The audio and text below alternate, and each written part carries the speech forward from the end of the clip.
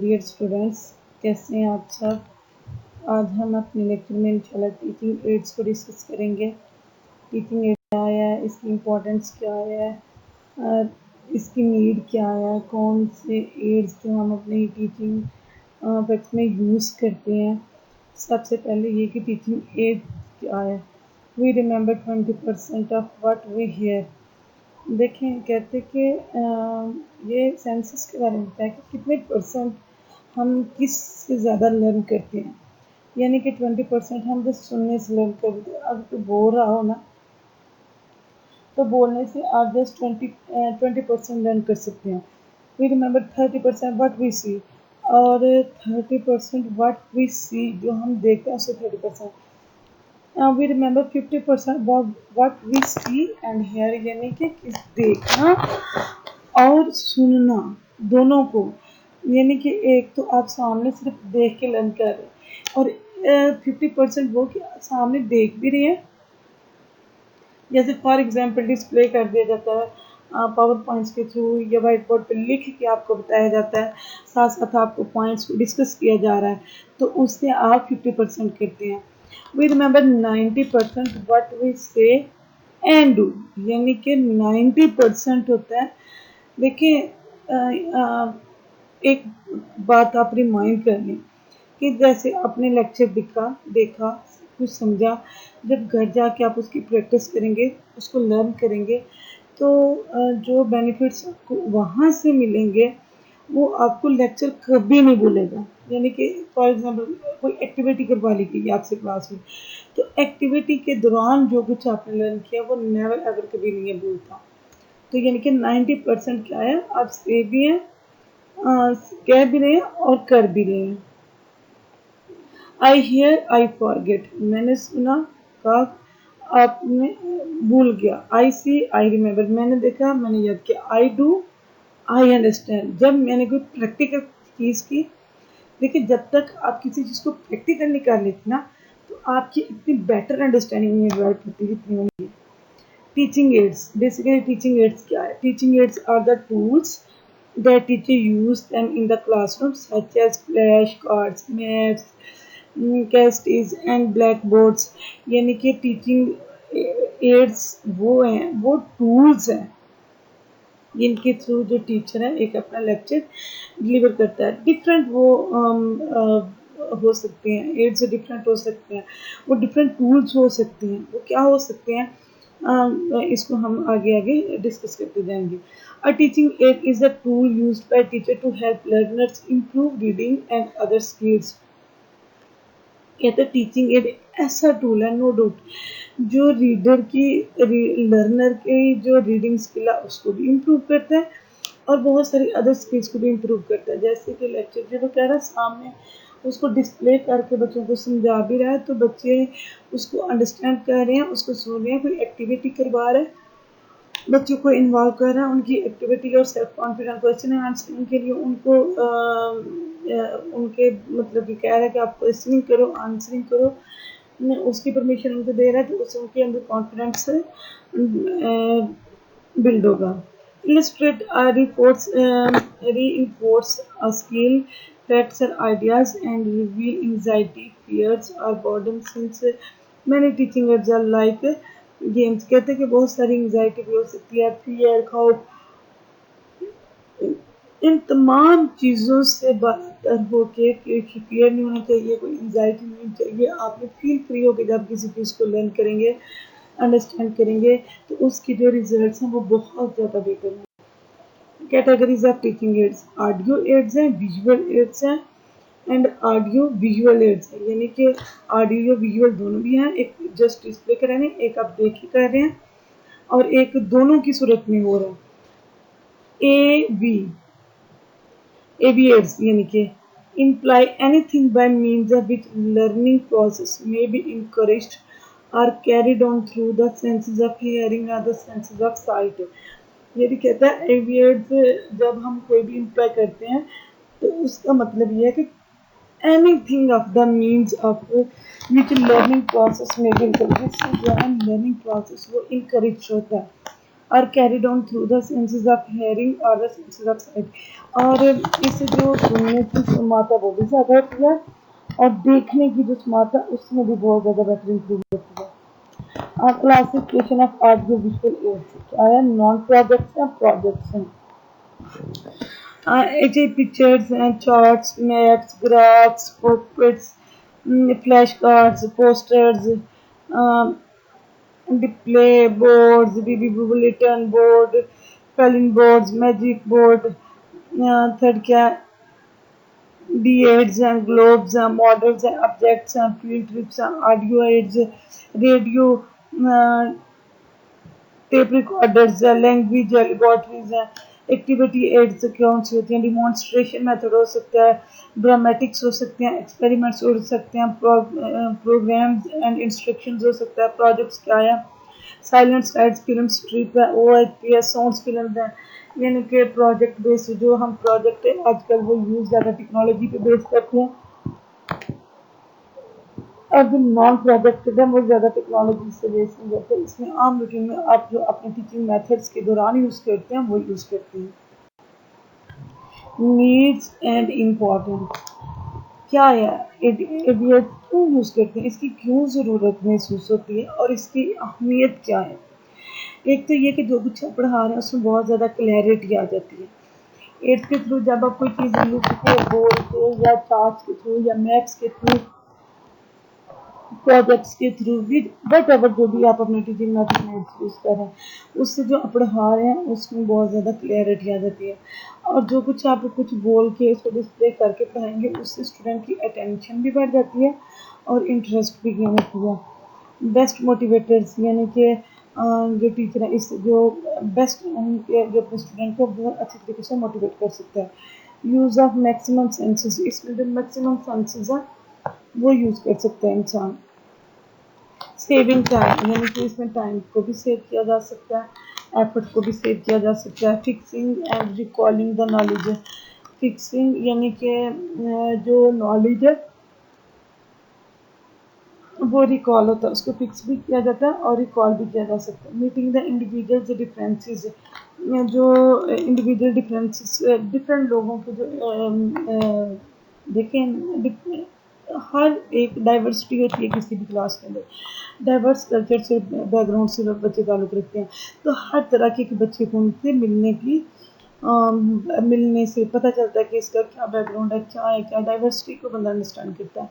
Encouraging activities, ऐसी activities करवाएं जो बहुत ज़्यादा इनकरेजिंग हो और ये स्टूडेंट की नीड भी होती है। जब वो एक्टिविटी से लर्न करना है तो वो बहुत बेहतर तरीके में बहुत बेहतर अंदाज में उसको लर्न करता है।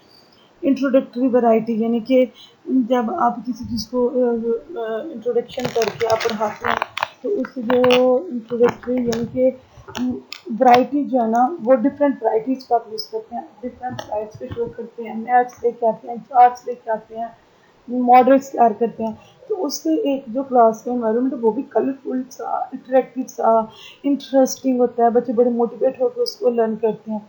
डेवलपमेंट ऑफ साइंटिफिक एटीट्यूड, इससे जो बच्चों की है ना वो सोचने की सलाहियत जो है ना वो बढ़ जाती है। डायरेक्ट एक्सपीरियंसेस, जो डायरेक्ट एक्सपीरियंस वो जो है ना बहुत ज़्यादा लर्न करते हैं। प्रमोशन ऑफ इंटरनेशनल अंडरस्टैंडिंग्स, इससे जो इंटरनेशनल लेवल की जो अंडरस्टैंडिंग्स है वो प्रमोशन उसकी भी प्रमोशंस हुई है।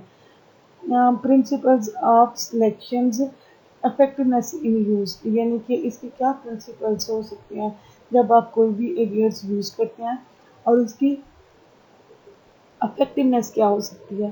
प्रिंसिपल्स ऑफ सिलेक्शन क्या हैं, एजुकेशनल वैल्यूज़, एजुकेशनल वैल्यूज़ को सामने रख के फिर कोई आप कोई भी एड्स जो है ना वो इस तरीके से यूज़ करें कि जो उसके एजुकेशनल वैल्यूज़ हैं वो डीमोरलाइज ना हो, उनको ख़ास तौर पर मद्देनज़र कर। रियलाइजेशन ऑफ ऑब्जेक्टिव्स, ऑब्जेक्टिव्स को रिलेट करके कोई भी एरियर्स यूज़ करें तो आपके जो ऑब्जेक्टिव्स हैं वो किस बेस पे ज़्यादातर बेस कर रहे हैं। People people centredness, interest and motivation, यानी कि बच्चों को उसके अंदर इंटरेस्ट को डेवलप किया जाए और उनको ज़्यादा से ज़्यादा मोटिवेट भी किया जाए। सिंप्लिसिटी, लेक्चर जो है ना वो इतना कॉम्प्लेक्स किस्म की होना चाहिए कि जो बच्चे हैं उससे उनकी बिल्कुल भी अंडरस्टैंडिंग वर्क नहीं हो रही। तो जो रेलिवेंसी और सस्टेनेबिलिटी है ना वो बहुत ज़्यादा होनी चाहिए। देखिए जब आपका लेक्चर किसी चीज़ से आपके ऑब्जेक्टिव्स क्लियर होंगे ना, ऑब्जेक्टिव्स के साथ आपका जो कुछ आपका लेक्चर है वो रिलेट करता होगा, उसमें रेलिवेंसी और कंटिन्यूटी और सुटेबिलिटी होगी ना, उससे जो है ना वो एक क्लास का इन्वायरमेंट भी अच्छा होता है और स्टूडेंट उससे बहुत ज़्यादा लर्न करते हैं। एक्यूरेसी एक्यूरेसी होना बहुत ज़रूरी है। इंकरेजमेंट यानी कि स्टूडेंट को ज़्यादा से ज़्यादा इंकरेज किया जाए। वेल प्रिपेयर्डनेस, जब आप कोई भी लेक्चर तैयार करके जाते हैं तो उसको आप पहले प्री प्लान तरीके से प्रिपेयर करते हैं कि आप उसको पहले से अच्छे तरीके से प्रिपेयर करने के बाद आप उसको करते हैं, फिर आप क्लास में जाते हैं। अवॉइडिंग टू मैनी एड्स, बहुत ज़्यादा कहते हैं कि एड्स को एट अ टाइम क्लास में ना यूज़ किया जाए, जिससे वो बोरिंग भी हो जाता है और कॉम्प्लेक्सिटी का शिकार हो जाते हैं बच्चे। मीन्स टू एन एंड, यानी कि उनको पता नहीं होगा किस तरीके से एंड करना। इंटीग्रेशन, इंटीग्रेशन मीन्स के पार्ट्स के साथ उनको किया जाए, ये नहीं है कि एक ही दफ़ा में सब कुछ किया जाए, पार्ट्स की सूरत में उनको डिस्प्ले किया जाए। अवेलेबिलिटी ऑफ रिसोर्सेज, रिसोर्सेज को जो उनके ऑर्गेनाइजेशन इंस्टीट्यूशंस के अंदर जो रिसोर्सेज हैं उसकी अवेलेबिलिटी का बच्चे बड़े अच्छे से अंदाजा होना चाहिए। क्लासरूम की साइज़ का पता होना चाहिए। फाइनेंस फैसिलिटीज़, यानी कि जो फैसिलिटीज़ यूज़ कर रहा है उसके लिए उनकी अचीवमेंट है भी है या नहीं है, यानी कि वो उनके लिए फाइनेंस फैसिलिटी उनकी इतनी है। एक्सपीरियंस टीचर, यानी कि उसके लिए उनको ज़्यादा से ज़्यादा जो एक्सपीरियंस टीचर हैं उनको हायर करेंगे। प्रिंसिपल्स ऑफ यूज़, यानी कि यूज़ के क्या प्रिंसिपल्स हैं। Preparation, awareness, teacher preparation, student participation, यानी कि प्रिपरेशन होनी चाहिए, टीचर को फुली प्रिपेयर्ड जाना चाहिए, जो कुछ उसने पढ़ना उसके जो एड्स यूज़ करने हैं उसके बारे में उसको फुली अवेयरनेस होनी चाहिए। टीचर्स की प्रिपरेशन किसी भी लेक्चर के लिए बहुत ज़रूरी होती है और स्टूडेंट की पार्टिसिपेशन इस लेक्चर के लिए बहुत ज़रूरी होती है। Proper presentation, handling, checking, timely presentation, avoiding distractions, यानी कि कहते हैं कि प्रॉपर प्रेजेंटेशन होनी चाहिए, सीक्वेंस होना चाहिए, रेलिवेंसी, सस्टेनेबिलिटी होनी चाहिए। ये नहीं है कि कुछ भी हो और उसको विदिन अ टाइम उसको कैसे करना है, कैसे उसने हैंडल करना है, कैसे क्लास को चेक करना है। टाइमली प्रेजेंटेशन, यानी कि विदिन अ टाइम ड्यूरेशन उसने अपनी प्रेजेंटेशन को कैसे करना है, भी ट्रैक ना हो अपने लेक्चर से, यानी कि एक ट्रैक के ऊपर रह के अपने स्टूडेंट्स को इस तरीके से मोटिवेट करें। प्रोटेक्शन एंड प्रिवेंशन, यानी कि उसमें जो लेक्चर है उसको प्रोटेक्शन भी होनी चाहिए, प्रिवेंशन भी। एक्शन, जो कुछ वो कर रहा है उसको एक्ट करके स्टूडेंट को ज़्यादा बताए। फॉलो अप, जो लेक्चर के उसको स्टूडेंट के साथ फॉलो अप भी रखें, स्टूडेंट उस पर अवेयरनेस भी है, अवेयर है, लर्न कर रहे हैं कुछ या नहीं कर रहे। अवेल्यूशन, देखिए जो बेसिक एलिमेंट है वो अवेल्यूशन है जिसमें बेसिकली जजमेंट होती है। अवेल्यूशन की टाइप्स आपने शायद पहले भी पढ़ी हो कि कैसे फॉर्मेटिव, समेटिव, प्लेसमेंट होती है, यानी कि आप जब शुरू से आते हैं तो आपने किस तरीके से उनकी अवेल्यूशन करनी है, क्या इस कोर्स के बारे में स्टूडेंट्स को भी अंडरस्टैंडिंग है। फिर आप ड्यूरिंग क्लास उनके असेसमेंट करते हैं कि अच्छा बच्चों ने क्या कुछ जो कुछ मैंने पढ़ाया बच्चे लर्न कर रहे हैं या नहीं कर रहे। फिर आप एंड पे ग्रेड भी देते हैं उन बच्चों को, उस तरीके से भी लर्न करते हैं। और इसी तरीके से जो एरियाज यूज़ कर रहे हैं क्या बच्चों को उससे बेनिफिट्स हो रहे हैं, अगर हो रहे हैं तो किस हद तक हो रहे हैं, इसके बारे में भी पूरी अवेयरनेस होनी चाहिए।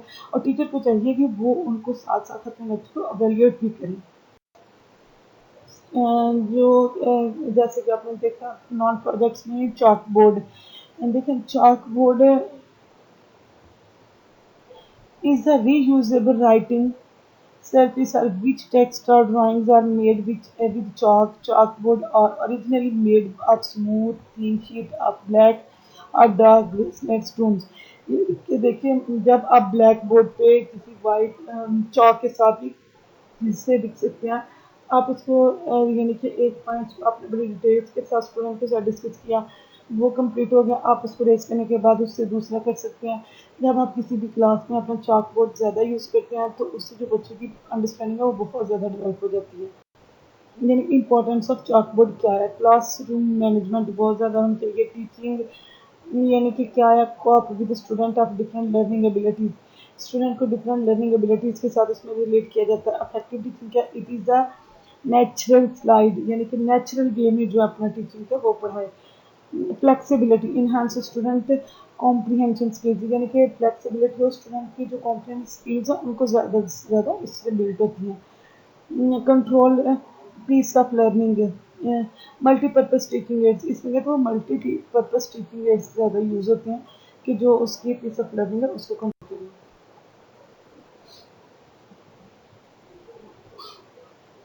It is also known as marker board और ड्राई इरेजर बोर्ड, यानी कि इसको हम दोबारा से रेज भी कर सकते हैं। It is glossy usually white this are non permanent marking, इसमें जो है ना परमानेंट मार्किंग नहीं यूज़ करनी चाहिए। वाइट यानी कि जिसके जो लिख रहे हैं वो क्लियर नज़र आ रहा हो। Whiteboard have a smoother surface allowing rapid marking and erasing marking on their surface, यानी कि आप स्मूथ वे में उसको लिख भी सकते हैं और उसको अच्छे तरीके से, यानी कि जब आपको ज़रूरत पड़े आप इसको रेज भी कर सकते हैं। The popularity of white boards increase rapidly in mid 19, ये ज़्यादा कहते हैं 1990s में ज़्यादा इसके बारे में इंफॉर्मेशन, यानी कि ज़्यादा इसके बारे में हुआ था कि इसको तब ज़्यादा पजीरी थी। Tape recorder, tape recorder is a portable electronic gadget to record, to reproduce, erase, re-record sounds on magnetic tape. Tape is one modern teaching aid which has come into much more general use over the past few years. कहते जो tape recorder है वो ये electronic tape की तरह है जिसमें आप लेक्चर्स को रिकॉर्ड भी कर सकते हैं, रिप्रोड्यूस भी कर सकते हैं, डिलीट भी कर सकते हैं, फिर रिकॉर्ड कर सकते हैं, यानी कि एक मैग्नेट टेप की तरह आप इसको यूज़ कर सकते हैं। Tape is one modern teaching aid which has come into much more general use over the past few years. Tape is one modern teaching aids, tape जो है कहते हैं most one modern teaching aids है which has come into much more general use over the past few years, जो last पिछले जो कुछ सालों से इसका जो है ना वो बहुत ज़्यादा यूज हो रहा है।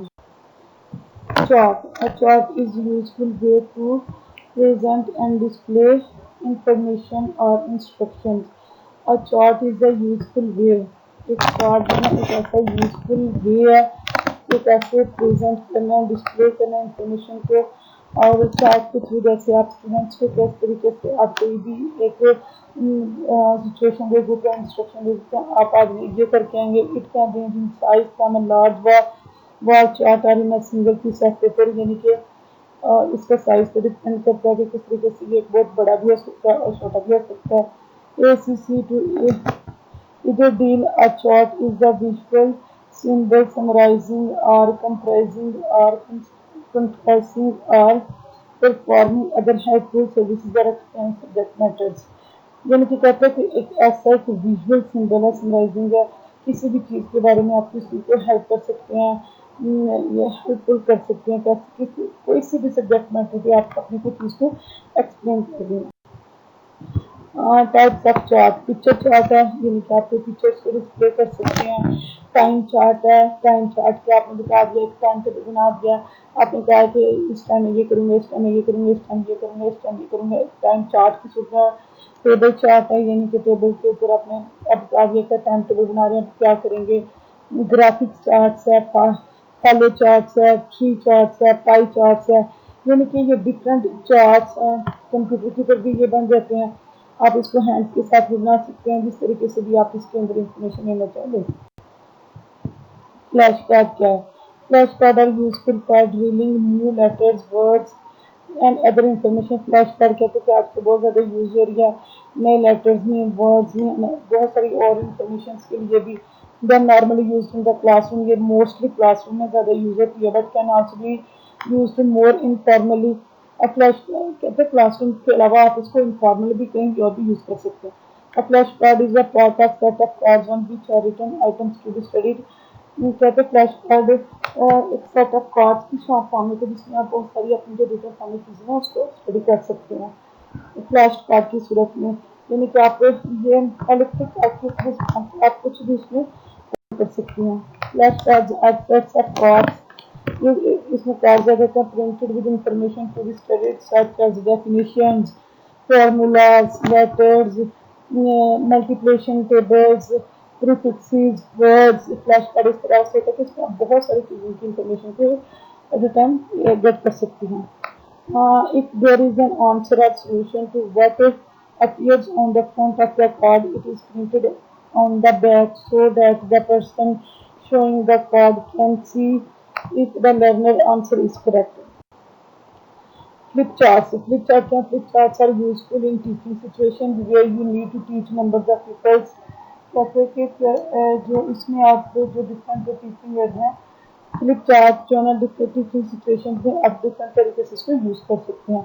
यहाँ भी आप इसको जरूरत होती है. Where you need to teach a number of peoples at a time. They are used when books are unavailable, scares are too expensive for individuals to have their own copy, when their media such as overheads and slides are not available. कहते थे जब आप बहुत आपके पास overhead projectors वगैरह नहीं है तब आप इसको ज़्यादा यूज़ कर सकते हैं.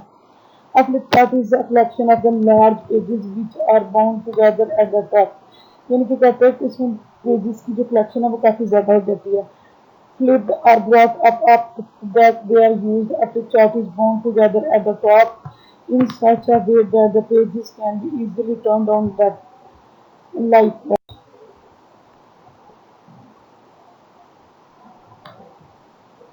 Flannel board, it consists of a piece of flannel or felt made from wool stretched tightly over a strong backing of playwoods. Picture cards and similar materials can be made stick on it. यानी कि इसमें आप जो pictures हैं, छोटे cards हैं, कुछ material related जो है ना वो इकट्ठा कर सकते हैं. मॉडल्स क्या है? Models are replaces are copies are real objects. किसी चीज़ की रियल ऑब्जेक्ट्स के बारे में आपको कॉपी तैयार करते हैं. भी सुटेबल चेंज इन साइज आप जैसे कि आपने होम का एक टारगेट बनाया तो होम आप उसको छोटे से साइज में बना रहे हैं, उसकी कॉपी कर रहे हैं. Timing, safety and cost factors वगैरह सकते हैं. क्लासिफिकेशन क्या है? सिंप्लीफाइड हो, बहुत ज़्यादा एक्सपेंसिव ना हो, स्केल्स हो, वर्किंग हो, क्रॉस सेक्शनल हो, मॉकअप. ग्राफ्स क्या है? Flat pictures which employ dots, जिसमें मोस्ट हम डॉट्स जो पिक्चर्स हैं वो यूज करते हैं. लाइन्स और picture to visualise numerical and statistical data to show, जिसमें जो स्टैटिस्टिकल रिलेशनशिप है ना वो ज़्यादा शो होता है. ये लाइन्स, पाई चार्ट्स, लाइन्स में, डॉट्स में, पिक्चर्स की सूरत में हम इनको डिस्प्ले करते हैं. Graphs are made by nature of summarising device. ये मोस्टली जो है ना किसी चीज़ को समराइज करने के लिए हम बनाते हैं. Affective tools for comparison and contrast, इसलिए ज़्यादातर कंपैरिजन और कंट्रास्ट के लिए तो जैसे हम कहते हैं कास्ट मैनेजमेंट की इफेक्टिवनेस क्या है. इफेक्टिवनेस को चेक करने के लिए हमने बनाया बताया कि ये चीज़ें उसमें डिफरेंट फैक्टर आती है. रूम हवादार होना चाहिए. रूम हवादार में लोगों की जो ओपिनियन है वो बहुत ज़्यादा थी. पता चल गया कि इतने परसेंट लोग जो है ना इसके बारे में ये राय दे रहे हैं. तो यानी कि इसमें जो है ना कंपैरिजन कंट्रास्ट की इफेक्टिवनेस को भी हासिल. कार्टून्स क्या है? अ कार्टून इज इंटरप्रेटिव पिक्चर्स, यानी कि किसी पिक्चर्स को यूजुअली ड्राइंग की सूरत में किसी मैसेज को कन्वे करने के लिए, किसी चीज़, किसी इवेंट्स के लिए या किसी सिचुएशंस के लिए मेक द यूज़ ऑफ, यानी कि किसी सिंबलिज्म करते हैं. आप किसी चीज़ के बारे में आप बताते हैं कि आप किसी चीज़ को, किसी नई चीज़ को, किसी एक्शन को, किसी सिचुएशंस को नए तरीके से उसको रिएक्ट करते हैं. थैंक यू सो मच बेटो. ये एड्स, टीचिंग एड्स क्या है, इसकी इम्पोर्टेंस क्या है, नीड क्या है, कौन कौन से पार्ट्स टीचिंग एड्स को हम टीचिंग लर्निंग में यूज़ करते हैं, तो इसका पार्ट 2 डिस्कस करेंगे इंशाल्लाह कल. तो इस अगर आपको कोई भी प्रॉब्लम हो, कोई भी क्वेश्चन हो तो you can ask me. Thank you so much.